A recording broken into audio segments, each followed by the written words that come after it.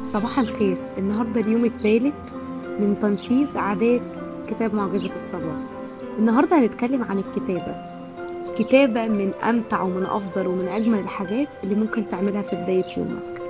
إنك تكتب حاجات كانت حاصلة جواك امبارح، دوشة كتير عايز تتخلص منها، إنك مثلا عايز تبدأ يوم جديد فبتحاول تشجع نفسك أو بتحاول تكتب اللي جواك وبتعبر عن اللي جواك. من ضمن الحاجات اللي بنستخدمها علشان تعبر بيها على نفسك هي الكتابة. حاول أول ما تصحى من النوم كده إنك تفضي كل اللي موجود في ذهنك، سواء أفكار، سواء كلام، سواء مشاعر، سواء حاجات كتيرة قوي. عن طريق الكتابة تكتب وتعبر عن اللي جواك بكل أريحية علشان بس تحس بالراحة. وضميت كمان معاها وهو التخيل. وانت بتكتب تتخيل اللي انت بتكتبه، تتخيل الكلام اللي انت حاسس بيه، مش بس مجرد كلام وخلاص.